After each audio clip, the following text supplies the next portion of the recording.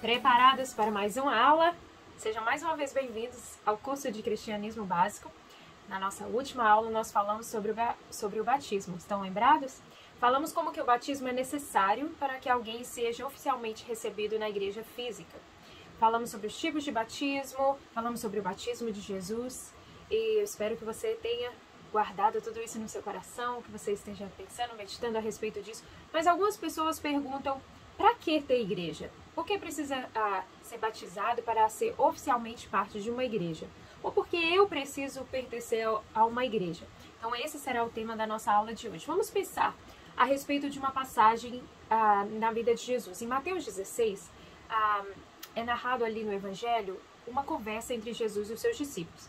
Ali ele pergunta aos discípulos assim, o que as pessoas estão falando a respeito do Filho do Homem? Mais ou menos Jesus está perguntando para ele, o que as pessoas estão falando ao meu respeito? E aí os discípulos respondem, Senhor, alguns falam que tu és o João Batista, outro João Batista. Outras pessoas falam que tu és Elias, ou como um dos grandes profetas. E aí Jesus faz uma pergunta bem interessante para aquelas pessoas. E Jesus fala, e vocês? Quem vocês acham que eu sou? E eu quero ler com vocês a partir do verso 16, que diz o seguinte, Simão Pedro respondeu, tu és o Cristo, o Filho do Deus vivo. Respondeu Jesus, feliz é você, Simão, filho de Jonas, porque isso não foi revelado a você por carne ou sangue, mas por meu Pai que está nos céus. E eu lhes digo que você é Pedro, e sobre essa pedra edificarei a minha igreja. E as portas do inferno, ou em algumas versões do Hades, não poderão vencê-la. Então vamos pensar um pouquinho a respeito dessa passagem. Pedro deu a resposta certinha para Jesus. Ponto para você, Pedro. Quando Jesus fez uma pergunta, você foi ali na mosca. E receber um elogio de Jesus é receber realmente uma recompensa, né? Jesus fala para Pedro essa frase, essa palavra, feliz é você. Essa palavra aqui é a mesma palavra ali usada no Salmo 1, quando fala que é bem-aventurado o homem que não segue o caminho dos ímpios, não se assenta na roda dos escarnecedores. Então Jesus usa aqui a mesma expressão, ele falou, olha Pedro, você é feliz, bem-aventurado por causa dessa resposta. Por quê? Porque Pedro não seria capaz de receber aquela revelação a respeito de Jesus sozinho. Jesus diz, porque isto não lhe foi revelado por carne ou por sangue, mas por meu Pai que está nos céus. Já pensou a respeito disso? Como que até mesmo na nossa jornada espiritual com o Senhor, nós não conseguimos crescer sozinhos. Nós precisamos da ajuda divina. Nós precisamos hoje da ajuda do Espírito Santo para nos revelar. Até mesmo quando nós estamos aqui numa classe como essa, estudando a palavra de Deus, ou às vezes sentados no culto, recebendo a palavra, nós precisamos que o Senhor esteja trazendo vida àquela palavra para nós, para que a gente possa receber, não somente entender aquele texto, mas receber aquilo que o Senhor quer falar para a gente. Quando recebemos essa revelação, nós recebemos essa palavra de Jesus, nós nos tornamos felizes, nós nos tornamos bem-aventurados. E aí o próprio Jesus revela a Pedro a fundação que nós temos até hoje. Jesus disse no verso 18, você é Pedro, e sobre esta pedra edificarei a minha igreja, e as portas do Hades, ou as portas do inferno, não poderão vencê-la. Então Jesus estava basicamente dizendo aqui, olha Pedro, com essa afirmação sua, eu vejo que você está pronto. Então deixa eu falar para você um pouco dos meus planos, um pouco dos meus projetos. Você será parte do começo da minha igreja. Veja que Jesus faz questão de usar essa expressão, edificarei a minha igreja. E o que mais? Será tudo mil maravilhas? Não, nesse projeto de Jesus, nessa igreja que ele está falando, nunca vai haver decepção, nunca vai haver divisão, nunca vai haver discordância ou diferença de opinião. Vai ser tudo bom o tempo todo? Será que é isso que Jesus fala? Preste atenção que não é. Jesus diz, olha, o inferno, ou seja, as trevas, o lugar onde o meu inimigo habita, ele vai tentar destruir o meu plano, ele vai tentar destruir a minha igreja. Mas existe uma promessa, as portas do inferno não poderão destruí-la, não poderão vencê-la, não poderão superar aquilo que eu planejei. Então veja, a palavra usada aqui por Jesus é eclesia, ou eclésia, que poderia ser traduzido para o inglês por gathering, ou reunião ou assembleia. De quem? Daqueles que foram, segundo essa palavra grega, chamados para fora. Que interessante, né? Me faz imediatamente pensar em Lázaro, quando ele estava ali morto, já estava sepultado, e Jesus manda que tirem aquela pedra e chama Lázaro para fora. Então, representando assim essa experiência que nós falamos um pouquinho na aula de batismo, essa ressurreição, esse novo viver, como Jesus falou para Nicodemos, esse nascer de novo. Então, a igreja é uma reunião, ou uma assembleia, um conjunto dessas pessoas que passaram por essa experiência de novo nascimento. E assim a palavra igreja, traduzida do grego para o latim, e assim que chegou nas demais línguas como nós temos até hoje. Então vamos lá, o que é a igreja e quem a criou? A igreja se refere a cada pessoa que passou pela mesma experiência de Pedro, essa experiência de convicção, esse entendimento de que Jesus é o Cristo, é o Filho do Deus vivo. Essa experiência também que Jesus fala para Nicodemos, essa experiência de ser chamado para fora, de passar por essa mudança. E assim essa pessoa serve a Jesus e o reconhece como Senhor de sua vida. Esse conjunto de fiéis ligados pela mesma fé, que se sujeitam a líderes espirituais levantados por Deus, como foi desde o princípio, desde a igreja primitiva, e continua essa prática até hoje, né? Então, dentro disso, a igreja de Cristo. E é claro que aqui eu não estou levando em conta doutrinas denominacionais, tá? Estou falando da igreja, corpo do Senhor, a igreja de Cristo. Ela tem como base fundamental algumas coisas que se aplicam para qualquer igreja que é reconhecidamente evangélica. Em países diferentes, em culturas diferentes, mas que são igrejas que se dizem essa palavra, evangélicas. Como, por exemplo, a crença na Trindade, ou seja, igrejas que acreditam em Deus Pai, Deus Filho e no Espírito Santo. Outra doutrina fundamental da Igreja de Cristo, a veracidade da palavra de Deus como doutrina de fé e prática por toda a vida. E essa razão porque nós temos cursos como esse que você está fazendo, que visam o crescimento e o fortalecimento não somente da Igreja Presbiteriana de Boston, mas da Igreja de Cristo nos 4 cantos. Porque quando nós formos chamados para nos encontrar com o Senhor, nós não vamos subir de acordo com a nossa denominação. Nós vamos subir de acordo com a nossa fé, com o nosso relacionamento. Então, a igreja é cada um de nós e esse conjunto de pessoas que estão ligados pela mesma fé. E assim, como os discípulos fizeram na igreja primitiva, a igreja do Senhor tem que continuar fazendo a mesma prática. Que prática que é essa? Ensinar, pregar, compartilhar uns com os outros, momentos de comunhão e dar continuidade àquilo que foi acontecendo desde o princípio ali, narrado no livro de Atos, né? Então a gente vê que infelizmente, hoje em dia, muitas igrejas, ou que se dizem igrejas, têm nomes de igrejas, se afastaram desses princípios fundamentais. Já assim, são igrejas que se apegaram a doutrinas falsas, que ensinam doutrinas falsas, deturpações da palavra de Deus, igrejas que já se tornaram tão liberal, né? A gente vê muito aqui nos Estados Unidos, lugares que se chamam igreja e ali tem uma bandeira falando que defendem o homossexualismo, que é uma coisa assim tão forte na palavra de Deus, tão combatida na palavra de Deus. Então a gente vê que muitos lugares que se chamam de igreja já se afastaram desse princípio lindo que Jesus falou a Pedro. E eu quero ressaltar aqui, eu não estou falando nada contra a igreja moderna.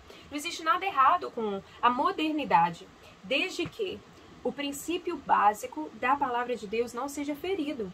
Lembre-se, Deus é o mesmo Deus, Ele é um Deus santo, Ele é um Deus puro, né? Essa palavra é um conjunto de pessoas que saíram para fora. Jesus falou com o Pai, olha, quando Ele estava orando por nós, Ele disse, não peço que os tires do mundo, mas que os livre do mal. Então nós precisamos sempre ter a mente aberta, mas os princípios da palavra de Deus, eles não podem ser comprometidos. Por quê? Porque Deus é o mesmo Deus, é um Deus santo, é um Deus puro. Então a gente precisa continuar lutando por essa igreja pura, talvez careta na mentalidade de algumas pessoas, né? Mas a cultura mudou. A cultura pode ter mudado, mas o Senhor Jesus permanece o mesmo. Então a igreja do Senhor, a igreja, a noiva de Cristo, essa igreja pura, limpa, imaculada, que é a mesma igreja que Jesus falou a Pedro e a mesma igreja que é revelada lá no finalzinho do livro de Apocalipse a João, quando é o casamento do noivo do cordeiro, o casamento do cordeiro com a sua noiva. E quem é a sua noiva? É a igreja do Senhor, que são cada pessoa que compartilha essa fé e que faz parte dessa comunidade que vai encontrar com o Senhor, está para sempre apegada na palavra de Deus e está se preparando para esse encontro com o noivo, com o Senhor Jesus. Amém? Então vamos lá, complete na sua apostila, estamos na apostila 2. A igreja é a comunidade dos cristãos, se é cada um deles. E nós vamos entrar aqui um pouquinho em algumas figuras, a gente já falou isso em outras em outras aulas, como que a palavra de Deus é cheia de símbolos, né? Falamos sobre isso também no batismo e nós vamos ver algumas figuras bíblicas a respeito da igreja. A primeira delas nós chamamos, e eu falei aqui até mesmo sem explicar, mas a igreja é o corpo de Cristo. 1 Coríntios 12, 27 a 28, Paulo diz o seguinte: ora, vocês são o corpo de Cristo e cada um de vocês individualmente é membro desse corpo. Assim, na igreja, Deus estabeleceu primeiramente apóstolos, em segundo lugar profetas, em terceiro lugar mestres. Então aqui, claro, essa lista não é só essa lista que nós temos dentro da igreja, mas Paulo está falando um princípio muito básico, é que existe um corpo e esse corpo tem um dono. Deixa eu falar para você, o dono da igreja não é o pastor, não é o seu pastor favorito, não é um pastor que você conhece, ou talvez que você tenha na sua família, ou um pastor de renome. O dono do corpo é Cristo. Nós somos igreja e Cristo é o dono. Esse corpo é composto por vários membros, todos importantes com diferentes funções. Pense em você. Você não é só pé, você não é só mão. Você tem todo o seu corpo e cada parte do nosso corpo é importante. 1 Coríntios 12 é um capítulo que vale a pena até você estudar, para você ver como que Paulo elabora esse conceito de que todos os membros são importantes, mesmo que exercem diferentes funções. Por isso que na igreja, pessoas servem em diferentes funções. Já percebeu isso? Tem gente que serve em vários ministérios, tem gente que serve em um ministério só. E por que isso? Para que todos possam contribuir de alguma forma para que o reino do Senhor, para que o reino de Deus vá crescendo, vá se expandindo. Lembre-se, Jesus está voltando, ele confiou a nós a tarefa de fazer outros discípulos. Perceba o verso 28. Assim, na igreja, Deus estabeleceu primeiramente apóstolos, em segundo lugar profetas, em terceiro lugar mestres, em algum grupo de visitação, em outros grupos de intercessão, e assim vai. E eu queria que você perguntasse a você mesmo, como você tem contribuído no reino, ou como você tem servido na igreja de Cristo? Cada um de nós é membro desse corpo, e como membro desse corpo, nós precisamos crescer, edificar, e permitir que através do nosso talento, do nosso tempo e do nosso serviço, a obra do Senhor possa ir crescendo e se expandindo. Então pergunte a você tem servido à igreja de Cristo? Uma outra figura muito usada dentro da palavra de Deus é a igreja como a noiva de Cristo. Eu vou estar lendo agora em Apocalipse 19, 7 e 8. Regozijemo-nos, vamos alegrar-nos e dar-lhe glória, pois foi chegada a hora do casamento do Cordeiro e a sua noiva já se aprontou. Para vestir-se, foi-lhe dado linho fino, brilhante e puro. O linho fino são os atos justos dos santos. Então aqui é apenas uma das muitas passagens que fala da igreja como noiva do Cordeiro. Talvez você já esteve em um casamento assim memorável, talvez até mesmo seu casamento. E é inesquecível. Eu, que me casei, consigo me lembrar exatamente de onde meu esposo estava, o momento que eu entrei na igreja. E é muito importante para uma noiva estar ali vestido com aquele vestido tão especial, aquelas vestes nupciais, não é mesmo? Então, olha, perceba que é essa figura que João recebe lá no último livro da palavra do Senhor, na palavra da revelação, a respeito da noiva, da igreja como noiva do Cordeiro. A noiva, ela entra vestida de branco. Branco significa isso, pureza, vestes nobres, especiais. E ali, naquele altar, é feita uma aliança, um pacto entre duas partes, e esse pacto deve durar por toda a vida. E aqui é usada essa mesma figura. Estamos todos nos preparando para o momento do encontro com o noivo, que é Jesus. E nós somos a igreja, nós somos a noiva, esperando por esse encontro, esperando ansiosamente, não é verdade? Agora, para participar desse encontro, perceba o que a palavra de Deus diz. A palavra do Senhor nos diz que nós precisamos nos vestir espiritualmente de roupas especiais. Veja o texto que nós lemos. Para vestir-se, foi-lhe dado linho fino, brilhante e puro. Veja que até mesmo a explicação dessas vestes é dada aqui a João. O linho fino são os atos justos dos santos. Será que temos nos vestido de linho fino espiritualmente? Será que as nossas vestes estão assim, limpas, brancas? Será que os nossos atos estão sendo aprovados pelo Senhor? Será que nós estamos sendo uma igreja que busca a santificação?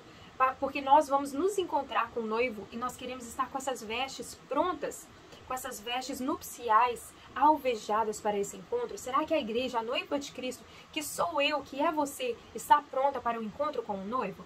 Pense a respeito disso. Uma outra figura também usada por Paulo para descrever a igreja seria o edifício de Deus. 1 Coríntios 3, de 8 a 9, diz o seguinte: o que planta e o que rega tem um só propósito, e cada um será recompensado de acordo com seu próprio trabalho, pois nós somos cooperadores de Deus. Vocês são lavoura de Deus e edifício de Deus. Então, aqui Paulo está trazendo um assunto sobre esse pensamento de divisão de líderes. Ah, eu pertenço a Apolo. Ah, mas eu fui evangelizado por Paulo. E Paulo está falando, olha, vocês estão perdendo a visão. Talvez um planta, talvez o outro rega. Por quê? Porque todos nós somos cooperadores, mas juntos nós somos a lavoura, nós somos o edifício de Deus. E aqui, não estou falando apenas do edifício ali que a gente congrega, né, na nossa igreja, ou talvez você que está fazendo essa classe em outro lugar, na sua igreja. Estou falando de nós como corpo de Cristo, como todos que estamos unidos nessa mesma fé no Senhor Jesus. E ele vem lembrar o quê?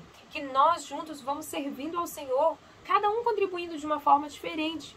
E nós, sabe, às vezes a pessoa fala assim, ah, mas a minha igreja não tem um lugar que me cabe. Ah, mas já tem uma pessoa que faz isso. Ah, eu não sei fazer nada. Nunca diga isso.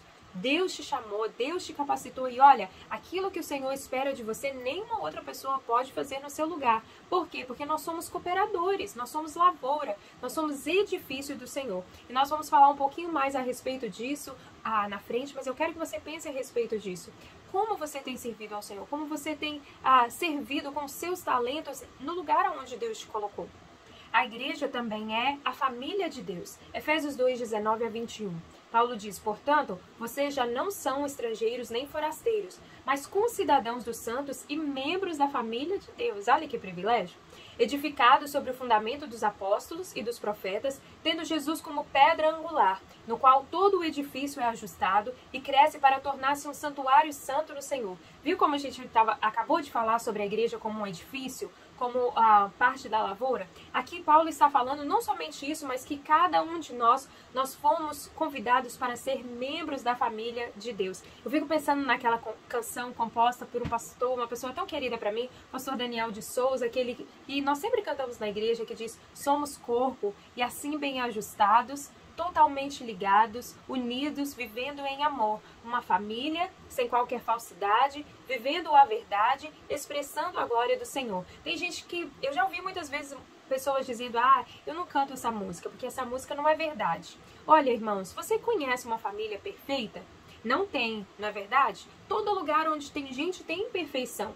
Mas você já viu uma família imperfeita, cheia de amor? Eu pertenço a uma família assim.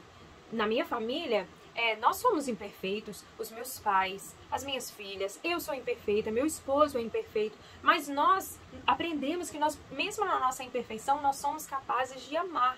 E é esse tipo de família que nós somos chamados como família de Deus. Nós somos chamados a amar. Por quê? Às vezes a gente se prende a alguma situação. Alguém me decepcionou na igreja. Eu feri, eu não quero ir mais, não quero participar. Sabe? Muitas vezes a gente sofre, a gente fica triste, a gente se decepciona, a gente é machucado. Mas também a gente faz isso. Quem aqui que está participando dessa classe nunca feriu alguém? Nunca falou uma palavra que não deveria ter falado? Nunca decepcionou alguém? É triste a gente confessar isso, mas é a verdade. Por quê? Porque nós somos falhos. Nós não passamos de pó, como a palavra de Deus diz. Cristo não nos adotou em sua família porque pensava que seríamos perfeitos. Na verdade, ele conhecia e conhece todas as nossas falhas e todas as nossas fraquezas. E ainda assim, ele nos chamou para ser parte da sua família, para ser parte da sua igreja. Por quê? Porque ele espera que na nossa imperfeição, que ainda assim a gente seja capaz de amar. Uma família cheia de amor é uma família que sabe sofrer junto, é uma família que sabe perdoar, é uma família que se alegra e serve ao Senhor junto. E esse é o chamado para a sua igreja, esse é o chamado para a família de Deus. A igreja também é o santuário de Deus. Nós falamos como nós somos o edifício, mas veja, essa palavra que é uma palavra que representa tanto, né? Às vezes na nossa igreja nós estamos no salão e a gente fala, vamos subir para o santuário. E é uma palavra bíblica que é completamente carregada de um sentido tão belo. Veja, 1 Coríntios 3, 16 a 17. Vocês não sabem que são o santuário de Deus e que o Espírito de Deus habita em vocês? Se alguém destruir o santuário de Deus, Deus o destruirá. Pois o santuário de Deus, que são vocês, é sagrado. Pensa assim na nossa igreja, na igreja que nós congregamos. É uma igreja linda, né? Tem aquele aspecto assim de catedral, aqueles vitrais nas janelas, em cima assim do batistério, ou naquela parte de trás do som. É lindo, né? Mas sabe, aquele lugar fisicamente por si, ele não representa a presença de Deus. Ele representa quando nós que somos igreja espiritual, nos reunimos ali. E cada um de nós, esse é o lugar onde Deus habita. E nós vamos falar um pouquinho que, claro, que nós não devemos perder esse costume de congregar, de reunir, de estar junto. Mas algo que o Senhor nos ensina é que cada um de nós é santuário de Deus. E isso é tão sério que Paulo nos lembra que nós precisamos cuidar de nós mesmos em todos os aspectos. Físico, emocional e principalmente espiritual. Por quê? Porque nós somos o santuário de Deus. O Espírito Santo habita em nós. Então nós recebemos algo que é sagrado. Ele até diz, olha, se alguém destruir o santuário de Deus, negligenciar, Deus não vai ficar insatisfeito. É uma palavra pesada. E eu quero que você pense a respeito disso. Será que você tem cuidado do santuário do Senhor, que é você? Você tem cuidado da sua saúde? Tem cuidado das suas emoções? Tem cuidado da sua família? Tem cuidado da sua vida social? Tem crescido espiritualmente? Lembre-se, o santuário de Deus, que são vocês, é sagrado. Então complete em sua apostila. Estamos na apostila 2. Algumas figuras bíblicas a respeito da igreja. O corpo de Cristo, a noiva de Cristo, o edifício de Deus, a família de Deus e o templo do Espírito Santo. Dando continuidade a isso, vamos ver algumas funções da igreja. Então, a igreja física e espiritual existe com o propósito de pregar a palavra de Deus e assim oferecer ao mundo a mensagem de salvação. Lembra do que Jesus falou em Mateus 28, no verso 19 e 20? Ele disse, portanto, vão e façam discípulos de todas as nações, batizando-os em nome do Pai e do Filho e do Espírito Santo. Para por aí? Não para, Jesus continua dizendo, ensinando-os a obedecer a tudo o que lhes ordenei, e eu estarei sempre com vocês até o fim dos tempos. A quem foi dada essa ordem? Só aos pastores? Só aos líderes? Só aos professores da escola bíblica dominical? Não, essa ordem foi dada a todos os seguidores de Jesus. Esse é o nosso papel como igreja de Cristo. Fazer o quê?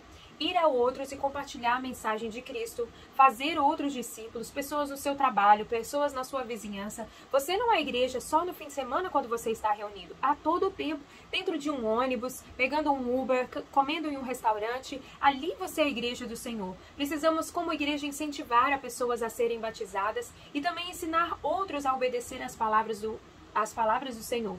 Então eu pergunto, será que a igreja tem feito isso? Será que no mínimo nós temos convidado outras pessoas para visitar a nossa igreja e eu quero dizer assim, aquele lugar onde a gente congrega?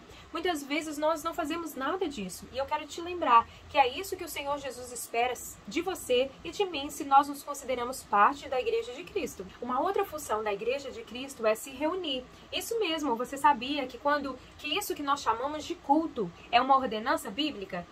Veja um texto muito conhecido de Romanos 12, 1 e 2. Diz o seguinte, portanto, irmãos, rogo-los pelas misericórdias de Deus que se ofereçam em sacrifício vivo, santo e agradável a Deus. Este é o culto racional. Outra tradução seria o culto espiritual de vocês. Não se amoldem ao padrão deste mundo, mas transformem-se pela renovação da sua mente, para que sejam capazes de experimentar e comprovar a boa, agradável e perfeita vontade de Deus. O que é um culto? Um culto é uma oferta pessoal, uma oferta de sacrifício, uma oferta de louvor, uma oferta que deve ser sincera para que seja agradável a Deus. Esse culto só pode acontecer dentro da igreja, dentro do prédio, dentro daquele lugar que a gente congrega? De forma nenhuma. Lembra o que Jesus disse lá em Mateus 18? Pois onde se reunirem 2 ou 3 em meu nome, ali eu estou no meio deles. Já percebeu que às vezes amigos que amam Jesus marcam para se encontrar e de repente vira culto? Né? Quem já passou por essa experiência? Por quê? Porque Deus nos chama a isso. Todo tempo nós cultuamos ao Senhor. Não é só no fim de semana quando nós nos reunimos naquele lugar. E quando nós cultuamos ao Senhor com sinceridade de alma, com uma mente renovada, como diz essa passagem, então temos essa promessa de receber, de conhecer a vontade de Deus, a plenitude da vontade de Deus, que é boa, agradável e perfeita. E para quem não gosta de ir à igreja? Olha, Para você, talvez esteja passando por essa fase, eu tenho um recadinho direto do livro de Hebreus. Hebreus 10, 25, o autor diz o seguinte: não deixemos de reunirmos como igreja, segundo o costume de alguns, mas procuremos encorajar-nos uns aos outros, ainda mais quando vocês veem que se aproxima o dia. Olha, parece que esse costume de parar de ir na igreja já é bem antigo, não é mesmo? Desde o livro de Hebreus trata sobre esse assunto, mas essa é uma palavra de exortação para todos nós. Não ir na igreja é um costume ruim. Se você perdeu esse costume de estar assiduamente participando da igreja, essa palavra vem direto ao seu coração. Então, abra e receba. Às vezes nós temos tantas razões para não querer ir à igreja, não é mesmo? Às vezes é o cansaço, ou alguém ficou triste. Fiquei triste com o meu líder, fiquei triste com o irmão, ou o horário agora do culto não encaixa mais com o meu. Contudo, nessa passagem, nós somos encorajados a superar tudo isso. Portanto, bora nos reunir como igreja, bora ajudar, encorajar um ao outro, principalmente, veja o que esse próprio verso diz, ainda mais quando vocês veem que se aproxima o dia da volta do Senhor está chegando. Então, enquanto nós estamos aqui, vamos como igreja voltar a nos reunir, voltar a congregar, voltar a participar, voltar a servir, voltar a produzir frutos, porque daqui a pouco nós vamos encontrar com o Senhor e aí nós passaremos por nós teremos um encontro e ali nós também estaremos prestando contas, não é verdade? Então, que você que está ouvindo essa palavra seja motivado a se arraigar numa igreja e ali, para as pessoas que estão fazendo esse curso na Igreja Presbiteriana de Boston, que você se batize, que você se firme, se torne um membro e possa ainda muito mais produzir frutos para a glória do Senhor, amém? O que mais nós devemos fazer como igreja? Devemos crescer no conhecimento e no aprendizado da palavra do Senhor. Lá em Coríntios diz o seguinte: portanto, o que diremos, irmãos? Quando vocês se reúnem, cada um de vocês tem um salmo, ou uma palavra de instrução, ou uma revelação, ou uma palavra em uma língua ou uma interpretação. Seja tudo feito para a edificação da igreja. Você já percebeu como a igreja oferece diversidade para todos os seus filhos? Tem gente que gosta de dar aula, tem gente que gosta de cantar, tem gente que gosta de ajudar no departamento infantil, tem gente que gosta de orar. E na verdade, tudo isso coopera para quando a gente está junto, reunido como igreja, para a edificação do reino de Deus. É assim que Deus deseja, porque quando nós usamos os nossos dons para o Senhor, sabe o que acontece? Toda a igreja é edificada, leva esse crescimento. E é assim mesmo que deve ser, é dessa forma mesmo que nós devemos conhecer e trabalhar dentro da igreja. Já passou por uma situação onde às vezes você nem sabe o que o irmão está passando, mas às vezes você sente, você vai lá, sentir de orar por você, ou sentir de vir aqui te abraçar, ou te trazer uma palavra de motivação, ou compartilhar alguma coisa, ou você dá um testemunho, e de repente, às vezes a gente escuta isso: poxa, irmão, eu estava tão necessitado desse abraço, ou dessa oração, como eu precisava disso. Olha, Deus falou tanto comigo através do seu testemunho. Eu estava tão cansado, mas você veio, ministrou essa canção, como eu fui edificado. Já passou por essa experiência? Por quê? Porque nós vamos ajudando uns aos outros e assim a gente recebe essa ajuda, esse renovo espiritual que tanto nós precisamos no momento. Às vezes a gente pensa que a gente está, eu quero agradecer ao Senhor por essa bênção, então eu vou oferecer ao Senhor essa canção. Na verdade, o Senhor está sendo glorificado e através de você Ele está ali visitando uma outra pessoa. Já pensou nisso? Então pergunte a você mesmo: será que eu tenho usado os meus talentos, os meus dons na obra de Deus? Será que eu tenho me empenhado para crescer no conhecimento da palavra? E será que eu tenho servido a igreja do Senhor?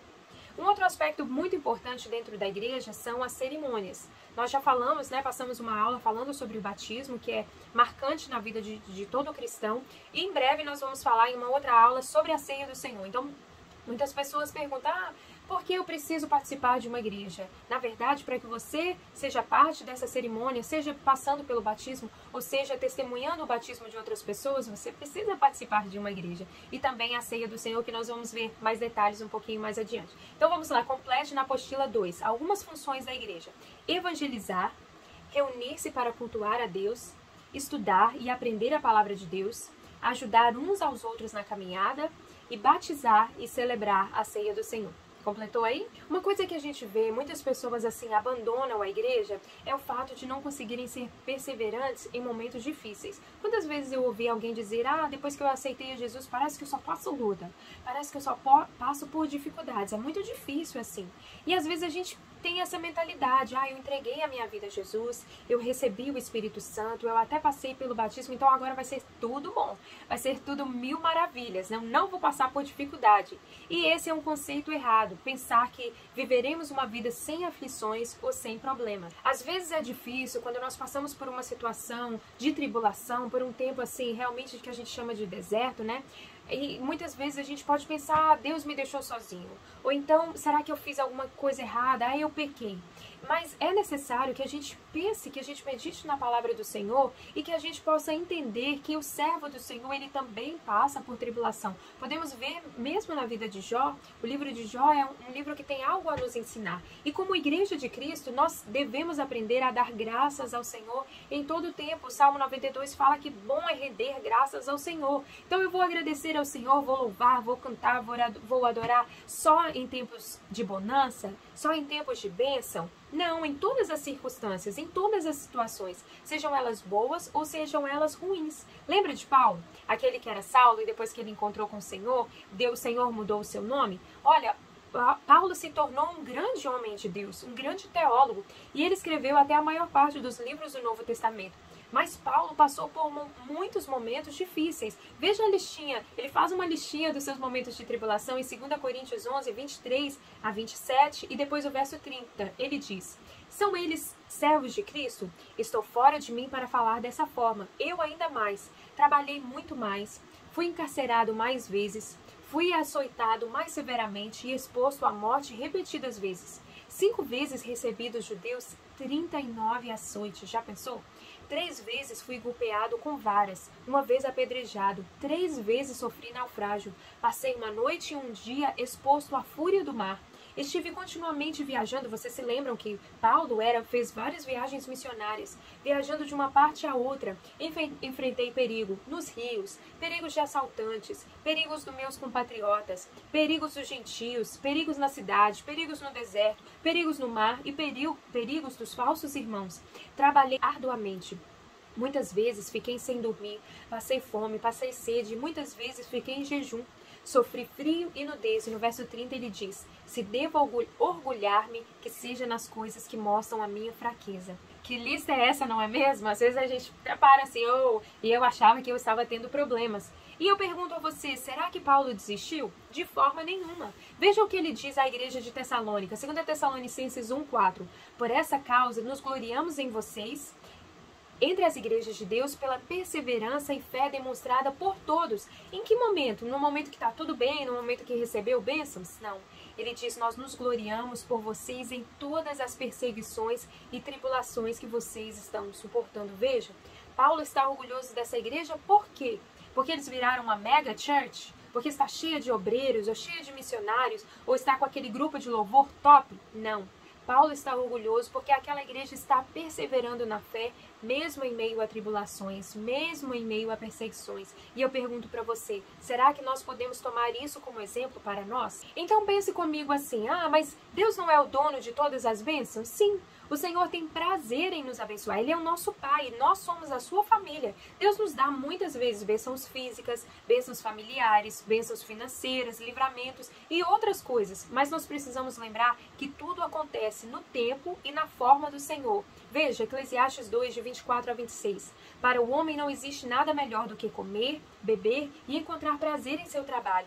E vi que isso também vem da mão de Deus. E quem aproveitou melhor as comidas e os prazeres do que eu? Salomão está dizendo, ao homem que o agrada, Deus dá sabedoria, conhecimento e felicidade. E não é isso mesmo que nós precisamos da parte do Senhor? Mas nós precisamos entender isso, que o mesmo Deus que nos dá ricas bênçãos é o mesmo Deus que permite que nós passemos por tempo de dificuldades. Por quê? Porque sabemos que nós vivemos em um mundo que o mundo jaz no maligno. Romanos 8:18, Paulo diz, considero que os nossos sofrimentos atuais não podem ser comparados com a glória que em nós será revelada. E no verso 28, sabemos que Deus age em todas as coisas para o bem daqueles que o amam, daqueles que foram chamados de acordo com o seu propósito. Muitas vezes a gente está passando por um momento difícil e a gente não consegue entender o porquê, nós questionamos, nós vivemos momentos de conflito, nós temos essa impressão de que Deus não se importa, mas olha, creia na palavra do Senhor, que o Senhor diz que Ele age de forma Ele transforma as coisas para o bem. Confie na sabedoria do Senhor, confie no propósito do Senhor, porque Ele não nos abandonou, Ele está conosco e Ele vai revelar algo, uma glória que nós não conseguimos nem entender, e os nossos sofrimentos, eles não podem ser maiores do que essa esperança daquilo que nos espera. Então vão aqui algumas palavras para você, meu irmão, minha irmã, se você está passando por esse tempo, quantas vezes eu passo por um momento de deserto e quero compartilhar com você algumas coisas dentro da palavra do Senhor. O que fazer se você está no deserto? O que fazer se você está passando por esse tempo de dificuldade? Em primeiro lugar, lembre-se que Deus continua sendo Deus. Deuteronômio 4, 30 a 31. Quando vocês estiverem sofrendo e todas essas coisas tiverem acontecido com vocês, então em dias futuros vocês voltarão para o Senhor, o seu Deus, e lhe obedecerão. Pois o Senhor, o seu Deus, é Deus misericordioso.